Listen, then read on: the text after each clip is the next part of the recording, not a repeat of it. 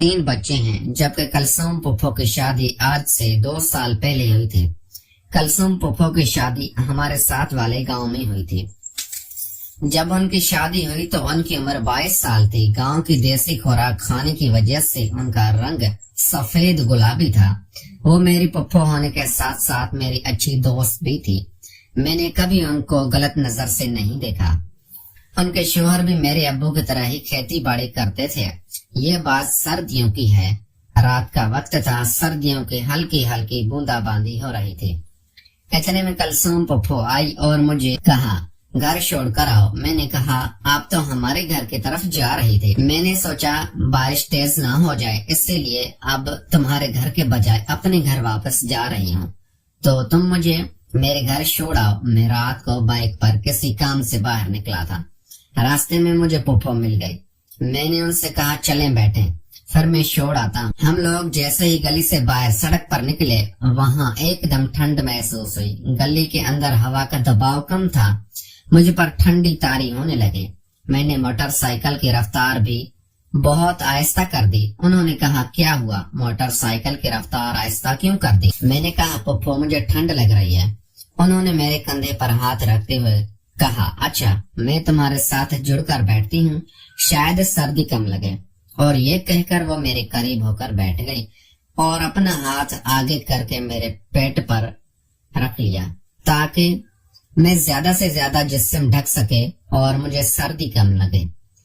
ان کے اس طرح سے بیٹھنے سے سردی کی شدت تو کافی حد تک کم ہو گئی، البتہ میرے اندر اب ہلچل مچلنے لگی۔ جب بھی وہ کوئی بات کرتی اس دوران ان کے منہ سے خارج ہونے والی گرم ہوا میرے کان سے ٹکراتی اور میرے جسم کے بال کھڑے ہونے لگتے۔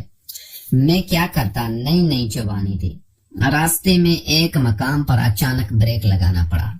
انہوں نے سنبھلنے کے لیے جلدی سے میرے پیٹ پر ہاتھ کی مٹھی بند کی تاکہ وہ میرے کپڑوں کو پکڑ کر سنبھل سکے، لیکن میرا جوش مارتا ہوا ان کے ہاتھ میں آ گیا۔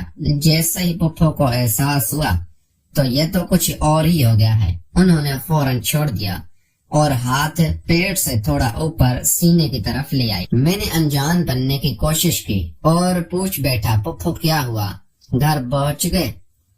تجھے بتاتی ہوں، انہوں نے کافی سخت لہجے میں کہا تھا، اور میں اندر ہی اندر ڈر بھی گیا۔ ہزار قسم کے خدشے سر اٹھانے لگے، کہیں پھپھو امی کو نہ بتا دے، یا پھپھو کو ہی بتا دیا تو بھی بہت مشکل بن جائے گی۔ میرے لیے ڈر جب خوف میں تبدیل ہوا تو میں ایک جگہ بریک لگا دی۔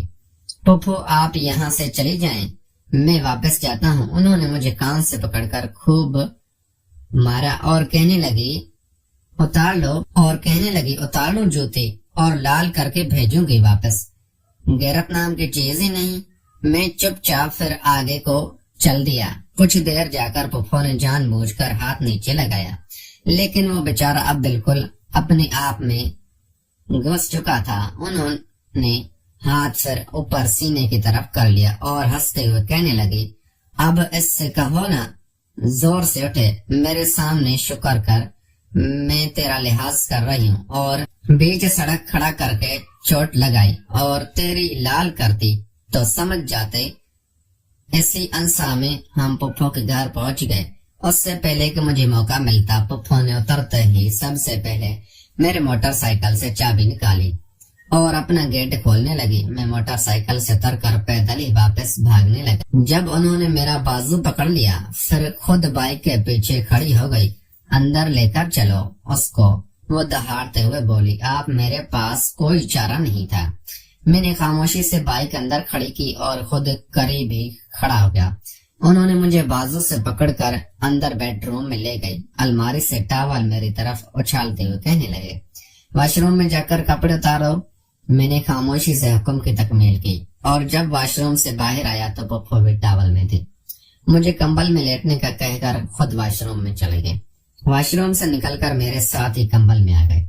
میں خاموشی سے ڈرائی فروٹ کھانے لگا اور پھپھو موبائل پر فیس بک کھول کر اوپر نیچے کرنے لگے اور میرے سر پر ہاتھ پھیرا۔ پلیز ابو کو کچھ بھی نہیں بتانا۔ میں نے پھپھو کا ہاتھ اپنے ہاتھوں سے پکڑ کر کہا کون سی بات؟ انہوں نے ایسی حیرت انگیز سے پوچھا جیسے وہ بالکل انجان تھے۔ جو کچھ راستے میں ہوا میں نے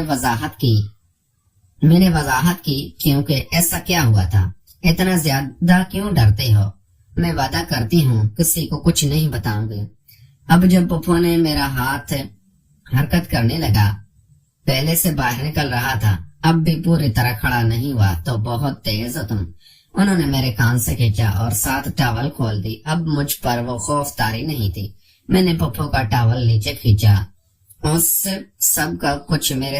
اس کا سب کچھ میرے سامنے تھا۔ وہاں پیار کرنے لگا۔ پہلو بدل کر ان کی طرف مڑا تو ٹاول گیلا ہونے کی وجہ سے میرا جسم ٹاول سے الگ ہوگا۔ پپو نے آنکھیں موند لی، میرے سر پر ہاتھ رکھا، اپنی انگلیوں میں میرے بال پھر کر بہت دیر سے مجھے پکارا۔ انہوں نے میری گردن کو موڑ کر میرے ہونٹوں پر کام کرتے ہوئے کہا، آؤ بیٹا۔ میں اپنی زبان سے ان کا کام کر رہا تھا۔ ان کی سانس بہت تیز چل رہی تھی اور کافی اونچی آواز بھی ابھر رہی تھی، اس سے پہلے کہ پپو کی بہت جواب دے جاتی۔ انہوں نے مجھے بالوں سے پکڑ کر مجھے اوپر کی طرف کھینچا۔ ان کی گرفت بہت ڈھیلی تھی، جیسے ان میں طاقت ہی نہ رہی ہو۔ میں نے ان کی مشکل حل کر دی اور جلدی گھر کا کام کرنے لگا۔ پپو بھی گھر کے کام میں میرے ساتھ دے رہی تھی۔ کچھ دیر بعد پپو گھر کے کام کر کے فری ہو گئے اور میں بھی نیچے آ گیا۔ ہمارے مکس ہو رہے تھے اور ہم دونوں ہی نڈھال